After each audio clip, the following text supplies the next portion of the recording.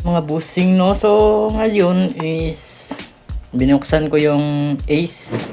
Yan. Second vlog natin. MA402N. So ngayon is lalagyan natin to ng fuse para dagdag siya safety. So dito ilagay yung fuse natin. Yan o, dito sa supply. Yan, dyan.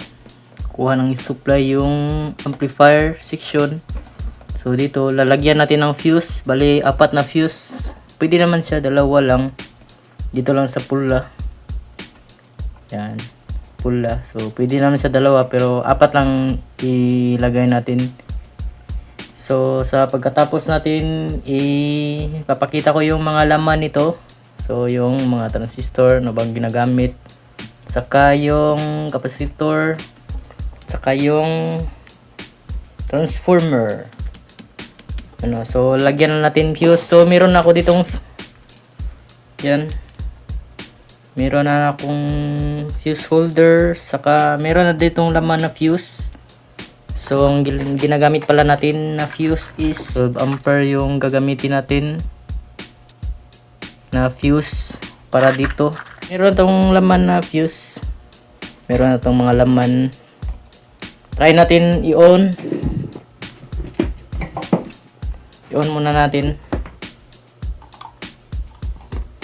So yan, nakasaksak. Uy, naka-on na siya diretso.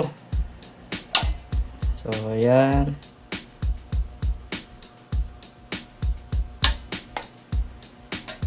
So on natin. So yan, okay siya.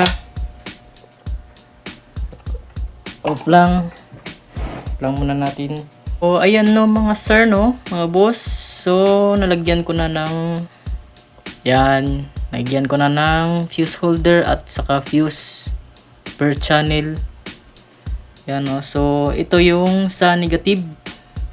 So ito naman yung sa positive. So magkaibang kulay lang. So ito yung electrical tape at ito yung fuse holder. So sa kabilang channel naman yan. So yung dinugtungan ko, hindi ko yung sinagad na putol. So sinolda ko lang to. Yan, bali hininang ko. So ito na siya. So ititest natin mamaya. Gauge nito is 16.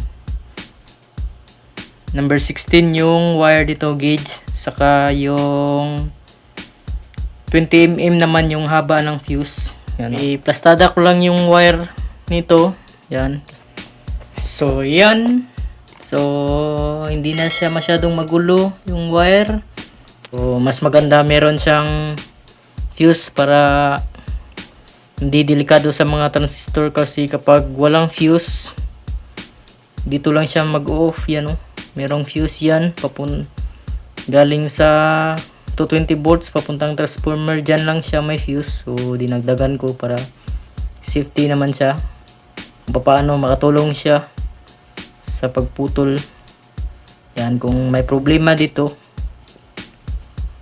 So ito lang yung fuse ang madadali. So hindi siya makasunog ng madaming pisa. Ngayon is i-testing na natin. Testing natin. So saksak ko na. So yan, kung magana ba. So yan, gumagana siya mga sir. So yan, good siya. So success yung paglagay natin ng fuse. So i-off lang natin. So singit ko lang, no.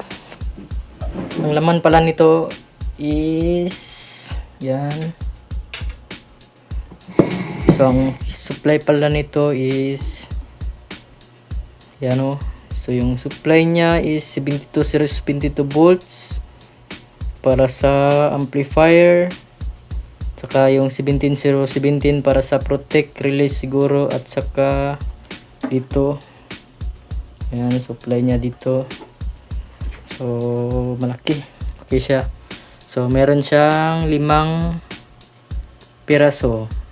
Yan, 5 pairs per channel, 5 pairs per channel transistor. So ginagamit niya is C5 200 at saka AA94 pares yan. Ay A1943 yan, pares yan yung ginagamit niya. Bali 10 lahat. So 5 pairs per channel. So yung capacitor niya is meron siyang 15 microfarad, 63 volts, bali 4. So bali 4 siya. So wala na, meron siyang fuse dito. Yung fuse. Saka yan na, merong relay sa amplifier. Yan. So meron ding relay dito. So yun o, merong relay. So meron pa akong part 3 nito na video. So lagyan ko to ng handle. Yan. So panoorin nyo lang. Lagyan ko to ng handle para naman maganda siya hawakan. Kasi kapag walang handle, mahirap siyang hawakan. So yun lang po yung video natin mga sir, no. So salamat po sa manonood. Like and subscribe to my YouTube channel. So thank you so much.